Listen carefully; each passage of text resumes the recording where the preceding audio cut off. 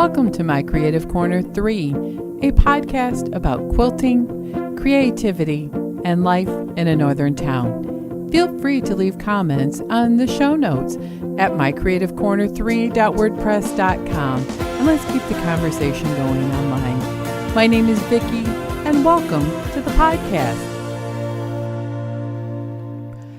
Hello, this week is an update and some ideas about she sheds. You have to be very careful when you say that.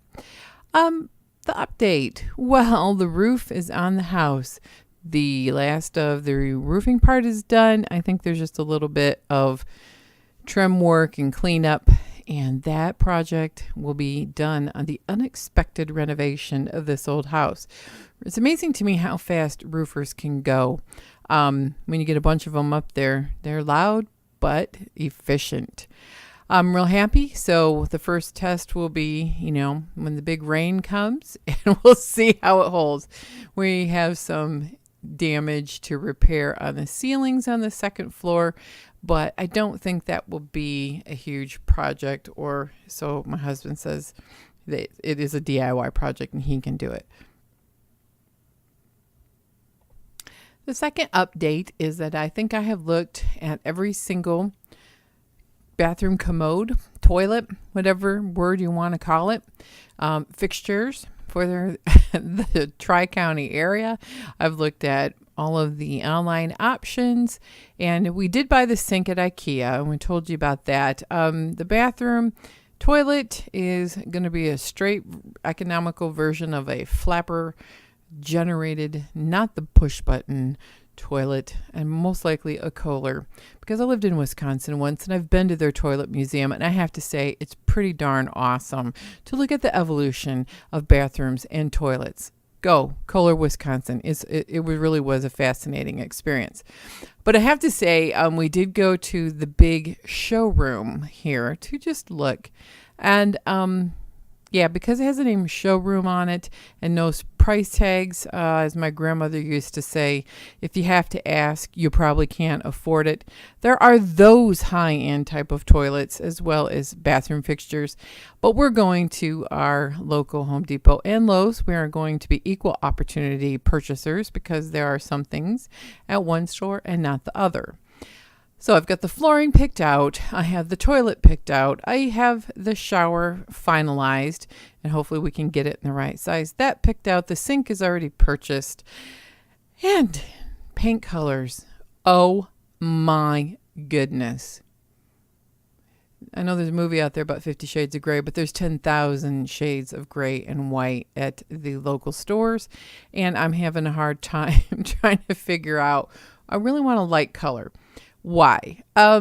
Even though we had a recent storm, and y'all, I said y'all because I'm thinking of the South, it is nothing compared to what the people are going through with tropical storms and hurricanes.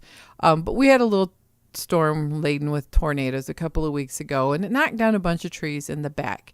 But it has not knock down the trees between my living spaces and my neighbor. And so my house is a 100-year-old home with tall, skinny windows, and it's very dark. I made the mistake of one time of painting the living room what my husband calls olive drab green, and I do not believe that was on the paint chip, but it was dark. It felt like I was living in a subterranean home. It was so dark, and I repainted the living and dining room space, which is dark, with a light gray green a long time ago before gray was in, because all I had was white, a bit of green, and a whole bunch of grays. And my dad and I mixed it up in a bucket because that's what I could afford. And I'll tell you what, for a custom color that will never ever be made again, I really like it. So I'm looking at replacing my mason jar blue-green color, celadon, I don't know. I think that's what it was called when I did it for the kitchen, and the bathroom is a lovely shade of lavender. We need to update and go with a modern color. I'm hoping to get a grayish, maybe with a tint of green in it to go with the flooring that is a gray mottled and kind of cream in there too. but I don't want to go beige because, beige is just not my thing. The thing, though, is you can't go too stark white because in the winter, it's actually lighter in this house because there's no leaves on the trees. And it just has for too much white. But my house has got a variety of color in it, though, with the accessories and the fact that I am not a Better Homes and Gardens stager. I mean, my house is an eclectic mix of furnitures and styles, and I'm slowly trying to, before retirement, make a uniform decision process. I inherit furniture from a lot of people and have everything from a curved door china cabinet from the probably Depression era all the way to IKEA furniture. So, call it early American madhouse around here. So that's my house update. The actual renovation of my one bathroom that I have will probably start in October. And we may have to come up with some creative idea. October, it does start to get cold, and I'm not sure I want to go outside and use a porta-john that's in the backyard. So we're thinking about putting a half bath in the basement. We'll see how it all works out. I may just go to a hotel for a week or a Airbnb. We haven't figured all of those details out. But the biggest thing is engineering stuff, is bringing the laundry up on the first floor.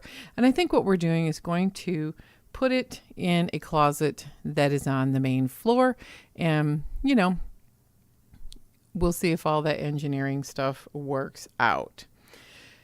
So, quilt wise, it's been a week of me being very busy, and I was making a quilt for a magazine, and I ran out of fabric halfway through. I ran out of grunge.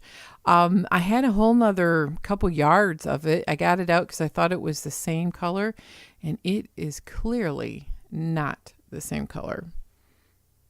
When I went ahead to do this, I bought a bunch of cherry wood fabric thinking that it would work, but the pieces aren't big enough. And I started using my solids, and I used up pretty much all the big pieces of solids that I had. And my vision was a very bright, colorful, modern quilt. And I have a big enough half of the quilt to use it as a charity quilt for a baby or a lap quilt. But I decided to go ahead and get that big piece of grunge out that has more gray in it that was in the big yardage. And I started rifling through my stash, and I found I had quite a few large pieces of modern marks that Krista Watson designed, and they're big enough. So I'm restarting the quilt, and it was a great choice. They're brighter, they're more cheerful, they will photograph well, so they can be in a magazine. It won't be so muddy. So that was my start and restart of my quilt that I'm sewing. I am back to long arming, and the last couple of quilts I worked on were swirls. I'm the queen of swirls, if you remembered my hashtag. And swirling is like stippling to me. I have been doing, a couple quilts just to get back into it because I've been sick with my middle ear problem, and then I had the wedding and there was time off, and I'm slowly getting into it and getting ready to quilt the quilt top that I finished, that I'm really hoping that it will get juried into QuiltCon. But, I got to be ready. My head has to be clear, and I have to be practiced up to do quilting that I want to do on that particular quilt. And really, all of that is what I've been up to. I've been getting the first few things done for the magazine for Our Creative Souls, and that will be launching next month. I have a couple of photographs to do and a couple patterns to put the polish on, and then that will be ready for sale in my little shop on My Creative Quarter 3, and that's .wordpress.com. But overall, that's what I've been up to. I feel like I've been doing a lot of spinning my wheels and practicing and repracticing, but I don't have a ton of things to show for it.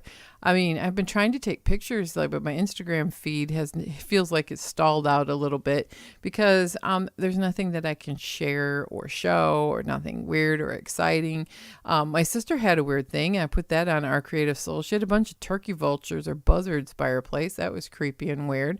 And we're getting the crows that are flocking up. What do they call that? A murder of crows? Yeah, they do that up here. They flock up and they ride the winter out together. And so I work in a really old building that was originally a TB sanitarium. So this time of year, when they start making their whole murder, they start perching on all the trees around the building, and then they start perching on all the spires and points and resting places. And it's super creepy in this 100-and-some-year-old building. I know, I live and work in old buildings. It's just funny. But yeah, in the fall, it's creepy, especially on a foggy morning, and you hear that crow cawing at you and being all mad because you're close to him. Oh boy. So that's the creepy factor starting fall. We have a meme going around, and it's from one of the Michigan websites, and it breaks up the seasons in Michigan in many seasons. About, there's winter, and then there's something I think is called false spring, and then there's second winter and real spring, and then there's summer, and then there's fool's fall, and then there's more summer, and then there is real winter. So we are in fool's fall, according to that right now. I'll try to put the meme in the below section, the website. I guess I'm thinking YouTube, right? So I'm going to do that, and you'll laugh because it's just typical of Midwest winters. I'm sure my friends in other Midwestern states can totally relate, but we get a lot of snow. 160 inches is an average, and that's no stretch on the imagination. So I start getting the winter is coming, thing coming in my head, and I got to hurry up. Well, we're in fool's fall, so I got my pumpkins out, but I know 80 degrees is coming next week, and maybe even 85. We've had great weather the last couple of weeks, and I am not going to jinx it. So fall is a nip in the air. The leaves are starting to change, and that just promotes me and my whole, let's hurry up and get this remodel. Let's hurry up and get the closets cleaned out. I don't know why I feel like I have to do that before winter. I've got all winter. I've got nothing else to do. I can't go outside. We can't travel too much when there's 3 feet of snow on the ground. So I'm decided that I'm going to do bagging up crap from my closet and exercising in nanominutes, not even 10 or 15 minute increments, because they're unpleasant. And I can't just carve out a day and just go clean closets. I won't do it. It's unpleasant. It's nasty. There's 75 other things I would rather do that are terrible chores than do some of those. So I'm kind of, employing grab a garbage bag and just fill it up as I walk by stuff that I don't need or that I touch. As I stand and wait for my toes to pop in the morning, I'm going to do my PT exercises for my hip and do some abs, and just kind of do this incorporating a healthy lifestyle all throughout the day, and not carve out an hour or two to do these unpleasant tasks, because I have realized that I will not do them. I will not do them at all. I do not like them, Sam. I do not like the chores at all. They stink. Who likes doing them? I mean, there are those people who enjoy organizing and purging their closets of junk, and maybe they feel an endorphin rush on it, but not me. It just makes me feel like, why did I keep this junk for so long? Or why is this still here? I should have thrown this a long time ago. Because I don't have a lot of stuff that's good enough to give to Goodwill. And some of the things I do give away, to family. But by the time I get rid of stuff, it is garbage, most likely. And the good news is, I think we're getting a dumpster this fall. And after all of the stuff is done around here, I'm filling it up. So that's another thing. I'll have less garbage bags. That's an insight. I'll have less garbage bags to fill up. Just walk by the old dumpster and flip my crap in there. And crap in my culture is not a swear word. So that is, we have, the recap. We've been at Home Depot a lot and Lowe's. But last night we were at Home Depot looking at toilets and showers again, and I was looking at paints because sometimes you just got to look again. And my husband posed a question for me as we were walking by these 10 by 10 sheds. Don't you want a she shed? He said. And I looked at him like, what? I hear about these things on TV, commercials, YouTube, we watch a lot. And he goes, she sheds. There's a commercial going around about that. And I said, why would I want a she shed? Well, then you could put all your stuff out of the house into your shed. I said, well, number one, 10 by 10 shed isn't big enough for all my stuff. The long arm itself takes up the whole end of the bedroom at the foot of our bed. He goes, no. He goes, there's nothing wrong with the long arm there. It's not hurting anything. And he goes, but you're sewing and all that stuff. Because eventually I want to have a wood shop in the garage with a weightlifting area. And a little shed probably at some point will hold the lawnmower, snowblower, overflow stuff that won't be in the garage anymore because we don't park in our garage. That's a whole nother story. Something to do with the drain not being there. And it's just a big 2-car storage unit and has a lawnmower and my fairy garden stuff in the winter. So he wants to make better use of it. So he said, so I want you to have opportunity to have your own studio or she shed. And I said, no way. Number one, it would take an awful lot to have a she shed heated and all of the things to make it weatherproof for the winters up here. And it would be hot in the summer. And I cannot tolerate heat. That's why I still live in northern Michigan where we get 160 inches of snow a year. This Midwestern-born girl has grown into a menopausal woman who cannot stand any heat. It can be 60 degrees out, and if there's 1 stitch of humidity, I'm sweating. And if it's above 75, when I get the wedding pictures back, I'll post a few. They haven't come back from the photographer, but I am sweating terrible in those pictures. I put makeup on and dabbed it and tried, because there was no air conditioning in the church. Thank goodness there was at the reception hall. So I got up and danced then. But woo doggies, I was sweating. And I lived in Texas, so that's where my woo doggies thing came once. I lived there for a couple years. Again, it was so hot. I couldn't take it, so we came back home. And, she shed. So why? Number one, we got the weatherproofing issue. I mean, even if you could build a crafty space big enough for, my stuff. But I kind of staked my claim all over this house. I sew on the dining room table, and off the dining room is a very small room that isn't really much bigger than 10 by 10. It was, I think, the original kitchen to the house. It was a bedroom for one of my children at one time. They're all grown up and on their own currently. And I have, my tool bench in there for a cutting table. And I have my 2 IKEA storage units in a little closet in my ironing board and a design wall. And it's perfect. I walk a few steps over to the dining room table, and the upstairs is where the long arm is, and I don't have a lot of other things up there. There's a little tray that has all my long arm accessories, and I have a little drawer. It's a little bin with drawers on it that hold my bobbins and things like that. I don't have a big collection of threads for storage because they don't store well. I buy what I need for the project, use it up, and buy again. And the same for fabric. So the other part is we have mice, and I don't want them coming in the house and chewing up my stuff. If you remember, my Ninja Mouse last year did go into my fabric room, and I think I purged the home of rodents before any damage was done. So she sheds, to me, would feel like I would be being banished from the house. I know people look at it as a getaway or a retreat, but I like to live and have my quilting live with me in my home because I steal moments of time now and again to sit down and sew a block, or to walk in and pull that fabric out that I just thought about. Do I have it? Would it go with this? Look at my design wall and all different kinds of light to see if this will work, or take a few pictures to see if it's going to work out.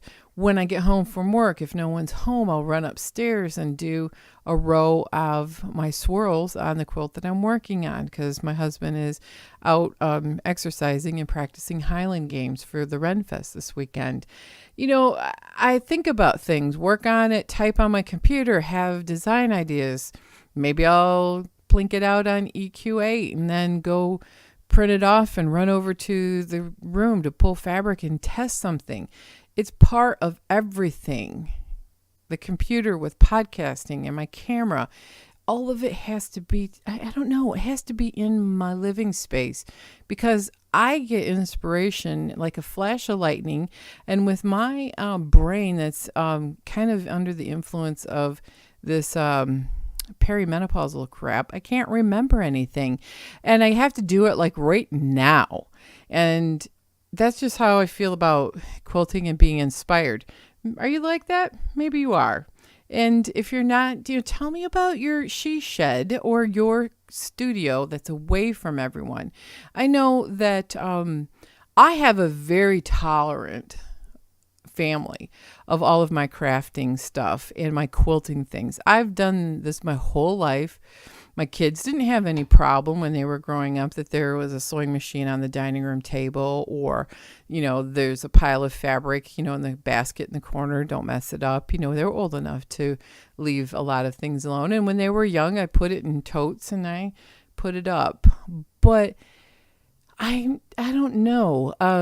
Feeling secluded in a little room is uninspiring to me. And I think that's part of my reason for keeping it in the home, because I need the inspiration of life to keep going. But I know a lot of people like the quiet and seclusion, and but my husband doesn't care if I run the long arm because it's right over his head on the second floor while he's watching TV or other things, reading a book. He doesn't mind it. He just turns the TV up. He doesn't mind the sewing machine on the table. He doesn't mind that I have my little baskets of projects and things. And it's going to get better, in the quilt room itself, the crafting room, the storage area off the dining room, because we got that other IKEA cabinet that he's going to fix, build this weekend, not fix, he's going to build it. And so the totes that are all laying around and stacked up will be gone. And those things are like tools, and it's not fabric. It's things like tools and projects in process and books and magazine stuff, things that I want to keep, but I don't want to necessarily keep it in a tote. After a while, totes are ugly, and they don't keep the light out. So will have black see-through canvas bins on it. There's the drawer, so that will help keep some of my stuff that I don't want it to deteriorate. So that's my thought on a she shed. I don't want one. He goes, well, you could take your, your beer or wine out there and have a little cooler. And I looked at him, I said, rotary cutters and drinking don't mix. He goes, this is a very true story. I said, driving my fabric on a sewing machine with sharp needles and drinking don't mix very well. Free motion quilting with a teeny bit of wine is okay. And then we laughed and ended our conversation.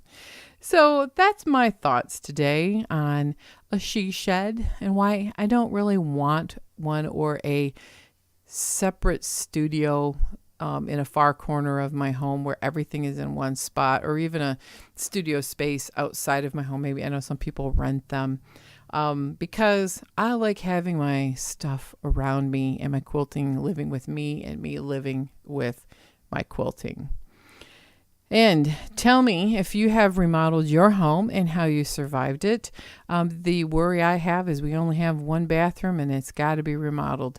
And it might take a while not having a shower and a bathroom. I think I may have to keep my membership to the gym for a while, because I may have to go shower there a time or two. Let me know what you think about my incorporating exercise as part of my everyday life, kind of like the quilting and me with quilting in my everyday life. I'm going to do that with exercise too, because it seems to work for me. And please, if you really like this podcast, leave a review on iTunes, Stitcher.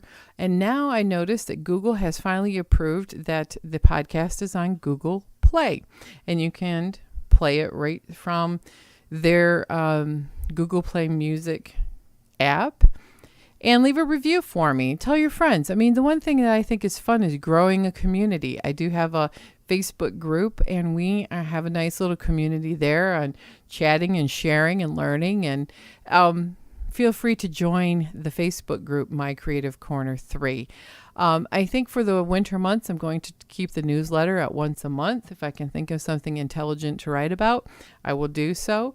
I am going to try to work on, now that we're home in the winter, a few more videos for YouTube. They're going to be chatty type of videos. Chatty, Chatty, chatty. And not really a bunch of how-tos.